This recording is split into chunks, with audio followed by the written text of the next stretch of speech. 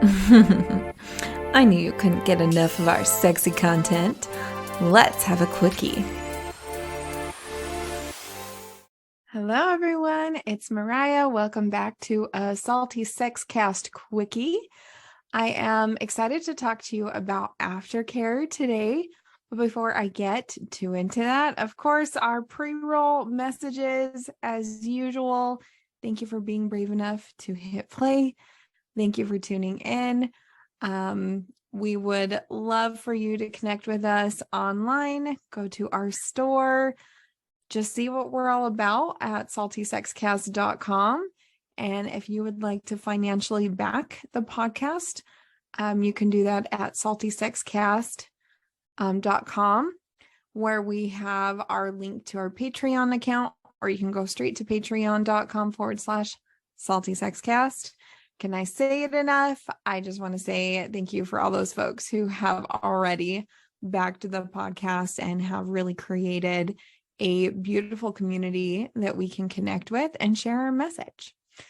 So today, our message being aftercare, it's one that kind of gets thrown around a lot, but I didn't even know about it until I started my journey with this podcast and learned more about kink and the kink community. And so, I don't want to say that it should be something everyone knows, but it should be something everyone should be aware of and have some type of practice about.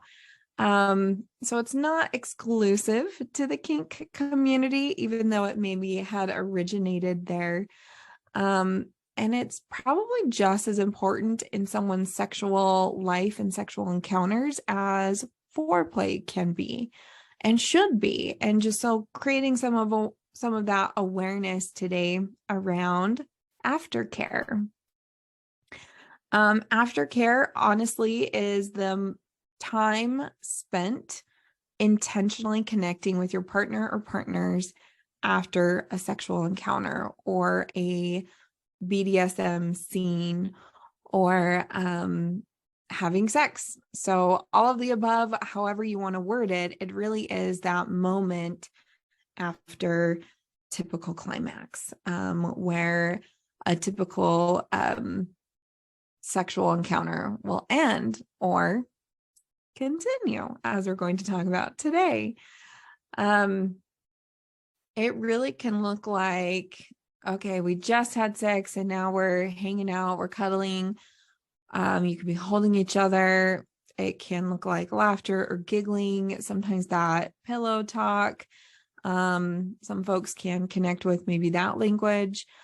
But honestly, when I think of aftercare, I kind of think of that PG-13 movie where it's like, oh, let's like have this hot kissing and everything. And then it like cuts to both partners are laying in bed with like the sheets up to their neck and they're like giggling and they're like, wow, that was amazing kind of thing. So that's the scene that's painted in my head as far as when I was like learning the definition. But whatever you want to practice, let that become your definition of aftercare. It can look like positive reinforcements of what went well. Oh my gosh, I really liked when you did X or when we experienced this. I was really impressed at this position that we were able to create together, get into together. So it can be a lot of that, which is really amazing when we're thinking of positive reinforcement, because you want to recall and you want to give that positive feedback loop to your partner or partners. It's a wonderful opportunity to psychologically and physically check in with someone else, especially maybe if something new occurred or was tried, just connecting in. Hey, did you like that? What would have made it better? Were you okay with this? It doesn't have to just be positive feedback. It could be, just checking in. And that's why it probably came from that BDSM kink, because that physical extreme or even psychological extremes that can be pushed in those scenes You want to just be able to check in with somebody and say, like, was that too far? How are you okay? Are you okay? Especially because there's something called post-coital dysphoria, which is a sense of anxiety or even depression kind of after that climax or after that scene is over with, because sometimes that kink or that BDSM or that scene is a lot about buildup or withholding or something like that. So just now that it's over or that moment is past, let's check in, can we build excitement for the next one, or can we create some excitement, that kind of thing. And so there isn't just that heavy feeling of like, oh, it's over now. You can use aftercare time for like snacks or hydration or writing in a journal, checking something off. If you had like a sexual bucket list with a partner, like that can be really fun. And it's a really good way to still check in and take a moment to be there for that person. It can look like so many other things, even cleaning up and showering together, wiping things down, and sharing that responsibility of like post cleanup instead of just rolling over and going to sleep or getting your clothes back on and leaving. So it can really extend that sexual intimacy or just that intimacy with somebody else. It's amazing benefits of aftercare. It can create that closeness. It can create opportunities for clarity and understanding what that person needs or wants more of, or maybe less of. And it can even create new things for next time. Oh my gosh, I loved this. Let's turn it up to the next notch and try this next time. Like that's just a great way to check in. And so that's another way of saying aftercare. I'm just checking in with you. It also is a wonderful opportunity to show how much you care for that other person or other people involved, where it's not, I was only after a climax, and now that I've gotten it, I'm gonna just, cool, I got my needs met and let's move forward or let's move on. So it's a really great opportunity, again, to extend that, to build more trust, to build more care, to deepen the closeness and create more sense of safety, I think is a big one too, that I'm not just being used or, it's not this partner isn't, or partners isn't just after one thing, climax, get their rocks off and then peace, right? It can even provide closure. Maybe there was some tension or, I'm thinking of like makeup sex and, maybe the reason you got into that sexual encounter was to blow off some steam, and now just kind of getting closure on like, where are we ending? Are we still upset with one another, or are we good?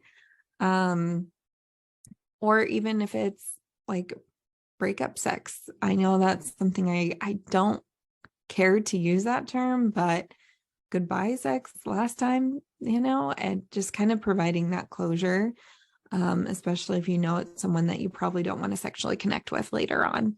And so it's just an opportunity for that. And I would consider all of those things aftercare. And so the challenge today, or the ask today, is really to consider, how are you ending those encounters? How are you ending and extending? How are you ending and building excitement for the next time? Aftercare can also even look like teasing or foreplay for the next time.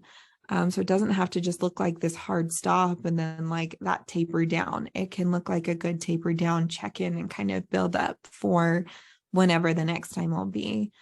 I want you to just connect with that word however you want. You can use it however you want, but just thinking and keeping it some intention and awareness around what do we need afterwards, and what does maybe my partner's need. So again, another quickie, real quick, condensed information, just giving you the quick and dirty bullet points. And your aftercare for this episode could be clicking on another episode or sharing it with a friend. But I just want to say thank you to everyone. I would challenge you to share this with others. Maybe someone else is looking for something like this too. And I just want to thank you all for this opportunity to share these messages with you and to just create more safety, security, and everything around our sexuality, and slowly shed light on some of that stigma, the things that we're maybe scared of or unaware of. And it doesn't have to be scary, it doesn't have to be gross, it doesn't have to be weird. So thank you all, and I will see you next week for a interview episode. I hope you have a fantastic week, and holidays are coming up, so maybe consider, what does your personal aftercare for holidays look like? Doesn't even have to be sexual. Just considering, what are you needing to refill your bucket as well. So see you all later. Bye.